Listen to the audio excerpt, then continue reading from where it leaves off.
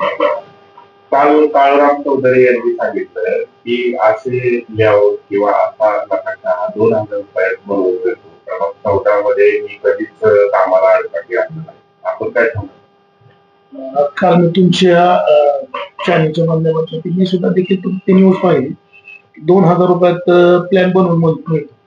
मी तुमच्या चॅनलच्या माध्यमातून त्यांनी जाहीर आवाहन करतो की मी जे प्लॅन बनवलेला आहे तो प्लॅन तुम्ही तर मला बनवून दाखवलं किंवा हे केलं तर मी तुम्हाला 1,00,000 रुपये देतो. मला दिवसभरात बनवून दाखव. काय होतं, खोटं आश्वासन देणं, खोटं बोलणं ह्याने विकास होत नाही. आम्हाला विकास करायचा. दादाला खोटं नाटक चालत नाही. आदरणीय अजितदादा पवार यांच्या माध्यमातून जो मी प्लॅन तुम्हाला दाखवलेला आहे तोच प्लॅन अंतिम कसा होईल, दादाला कसा आवडेल, लोकांना कसा आवडेल यासाठी मी येणाऱ्या काळात माझे प्रयत्न असतील. बेकायदेशीर आहे असं देखील त्यांचं म्हणणं आहे की बेकायदेशीर प्लॅन आहे, नगर परिषदेला प्लॅन नाही. एकादशी प्लॅन नाही, ती एजन्सीला प्लॅन एस्टिमेट करण्यासाठी व प्लॅन करण्यासाठी एजन्सी नेमली होती. पण आमचा कार्यकाळ 2021 ला संपल्यानंतर एक विषय तसाच पेंडिंगला पडला. त्यामुळे आम्ही स्वतः स्वखर्चाने की मी झोपडपट्टीत राहतो, माझ्या लोकांच्या हितासाठी भल्यासाठी तिथं काय सुविधा असाव्या या दृष्टिकोनातून मी पुढच्या बाजूला 3 मजले गाळे, पाठीमागच्या बाजूला घर, खाली पार्किंग, स्कीम मध्ये वयस्कर लोकांना 4थ्या मजल्यावर चालता येणार नाही म्हणून लिफ्टची सोय असावी, वर लाईटची सोलर असावे जेणेकरून मेंटेनन्स कॉमनचं लाईट बिल त्यातनं मागावं. असं मी एक या ठिकाणचा स्थानिक रहिवासी म्हणून नगरसेवक मी स्वतः ते तयार केलेला आहे. येणाऱ्या काळात मी तो नगरपालिकेच्या माध्यमातून देखील तयार करून पुढील कायदेशीर बाबीची पूर्तता करून घेईन.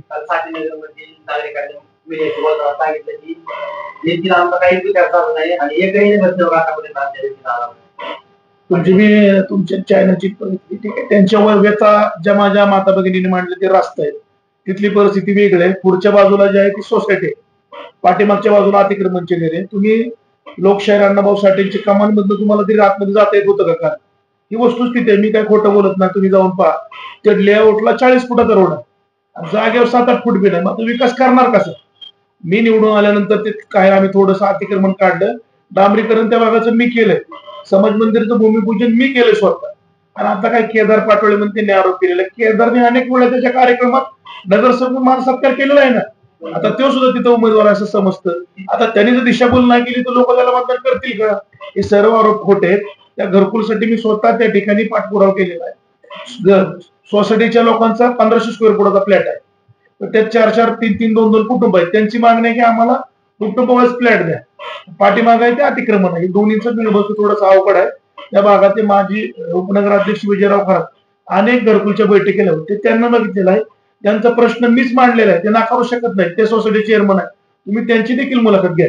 तर विरोधकांचं असं म्हणणं आहे की तुमचे 2 टर्म गेल्या तरी त्या दिवशी पूर्ण करण्यात आला.